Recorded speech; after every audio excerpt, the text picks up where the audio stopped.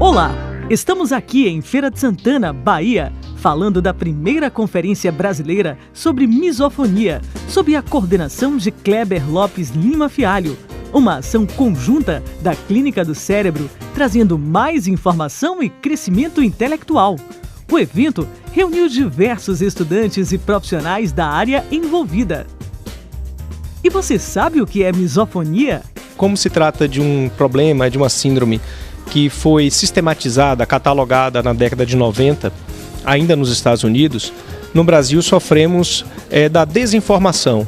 E esta conferência veio exatamente, além de classificar, além de a gente sistematizar critérios diagnósticos, nós estamos dando um pontapé inicial para que essas informações possam ser registradas, catalogadas numa cartilha para encaminhar a diversos profissionais. Isso vai ser de fundamental importância na evolução científica da área, porque muitos profissionais não sabem o que é a misofonia. Misofonia, também conhecida como 4S, quer dizer Síndrome de Sensibilidade Seletiva do Som. Ela é caracterizada pela hipersensibilidade aos sons do cotidiano, como a respiração, mastigação, talheres batendo no prato, tic-tac do relógio, dentre outros sons que envolvem nosso dia a dia.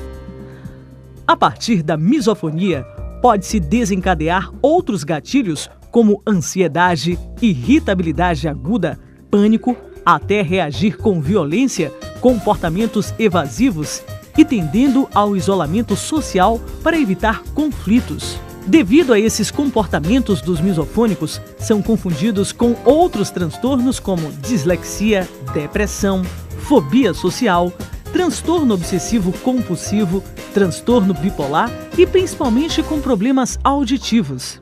Vários diagnósticos estão acontecendo de maneira equivocada. E o que acontece?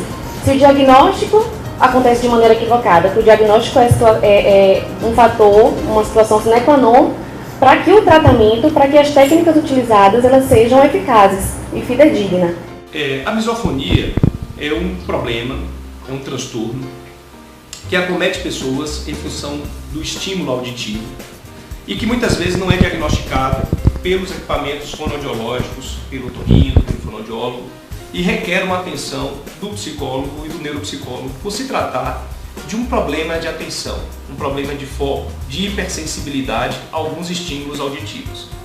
Provoca algumas comorbidades, o que a gente chama de associação, porque a pessoa que tem a misofonia, por não saber que tem muitas vezes esse problema, acha que sofre de algum transtorno além do transtorno auditivo, que provoca um isolamento social, uma depressão, uma fobia social, uma esquiva dos estímulos, uma irritabilidade, aumenta a frequência cerebral das pessoas que têm misofonia para aquele estímulo e, portanto, causa uma irritabilidade. E são mal compreendidas pelas pessoas que as acompanham.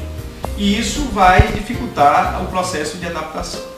O tratamento é promovido por pessoas que vão tratar as comorbidades, como a depressão, como a ansiedade, como a hipersensibilidade, e, portanto, precisa de um acompanhamento com o fonoaudiólogo, com o otorrino, com o clínico geral, com o neurologista e, principalmente, a intervenção neuropsicológica com o psicólogo. Essa intervenção é feita no momento que a pessoa vai dessensibilizando os estímulos para que ela possa se sentir mais confortável aquilo que é aversivo, como bater de um prato, o mascar de uns chicletes. E o misofônico sofre com esses estímulos, seja uma caneta, um bater de pé, a carteira, folhas rasgando. É preciso identificar efetivamente se esses estímulos estão provocando uma ansiedade generalizada a ponto de ter frequência e intensidade que provoquem no misofônico esse distúrbio de isolamento. O misofônico precisa de um diagnóstico preciso e um acompanhamento sistemático, seja familiar e profissional, para que ele possa reduzir os danos causados pela misofonia. No evento, a mesa foi composta por uma equipe multidisciplinar, contendo neuropsicólogo, neurologista, fonoaudiólogo e otorrinolaringologista. O Dr. Paulo Machado, neurologista, relatou a importância da procura do profissional, pois muitos passam por tratamento inadequado e acabam aumentando o seu sofrimento, causando sérios problemas psicossociais e um isolamento social. O doutor Kleber Fialho apresentou uma pesquisa feita pela doutora Laura Giotto, fonoaudióloga, abordando as dificuldades de comunicação e relacionamento social e integração sensorial no transtorno de espectro autista, apontando o tratamento como terapia tradicional envolvendo treino sensorial, somando-se às terapias complementares como neuroacústica e neurofeedback. Eventos como esse são muito importantes, não só para a parte acadêmica, mas também como a parte cultural em Feira de Santana. É evidente que algo deste porte vai influenciar não só esses alunos, mas também a forma de visualizar a psicologia aqui. Haja vista, poucos eventos acontecem em Feira de Santana em nível de psicologia. E esse é um grande marco para que esses estudantes possam visualizar as grandes possibilidades da psicologia, não só em Feira de Santana, como na Bahia, como em todo o Brasil. A doutora Tani Gan Sanches, otorrinolaringologista, doutora em medicina na FAMUSP, atuando principalmente em zumbido, hiperacusia, misofonia, surdez, prótese auditiva, implante coclear, expôs um pouco das suas pesquisas sobre zumbido, as quais apontam a fragilidade auditiva. Falou também sobre hiperacusia, que é uma hipersensibilidade a volumes, e sobre a misofonia, sendo a seletividade dos sons. O presidente da mesa fez a leitura da carta da doutora Judith Krautamer, que foi encaminhada para o blog Vida Eterno Crescimento. A carta demonstra o seu apoio ao estudo da misofonia. Com a palestrante Nazaré Ribeiro, neuropsicóloga, professora da Fundação Getúlio Vargas, especialista na técnica neurofeedback em coaching, apontou que a incidência da misofonia sem tratamento pode desenvolver outros transtornos no sujeito. Citou também as literaturas sobre misofonia, que são recentes. Porém, essa primeira conferência brasileira sobre misofonia já abre mais portas para traduções de livros a fim de aumentar a acessibilidade ao tema.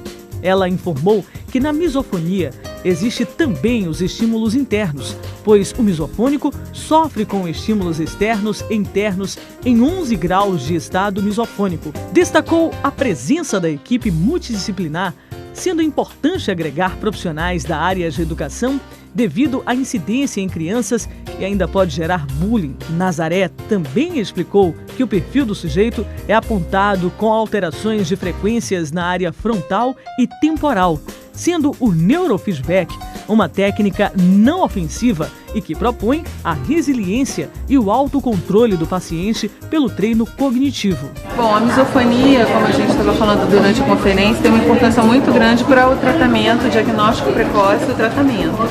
Como hoje as pessoas não sabem muito o que acontece é que o tratamento fica prejudicado também. E aí existe a confusão do diagnóstico com depressão, bipolar, toque, e as pessoas acabam tomando medicação que às vezes não é adequada porque ela sente. Isso faz com que demore a terapêutica correta para o transtorno. O que eu espero é que seja encontrada a terapêutica correta para cada um. É claro que, como eu falo do biofeedback, do neurofeedback, não é uma coisa tão simples de encontrar, tanto profissional que trabalha, não é uma coisa barata. Então eu sei que isso não é todo mundo que vai ter acesso, mas os profissionais sabendo melhor como abordar o assunto, mesmo que a pessoa não faça o tratamento com o neurofeedback, ela pode buscar algumas alternativas positivas, né, para minimização do sintoma e do desconforto com os sons também. Estamos reunindo diversas academias, diversas universidades, para que a gente possa aumentar a produção científica. Então, no futuro, nós vamos, num futuro bem próximo, aplicar pesquisas científicas, publicar essas pesquisas e fazer com que a ciência possa evoluir. Queremos parabenizar a todos os presentes no marco que houve para a ciência brasileira. E todos podem se considerar pioneiros nesse processo.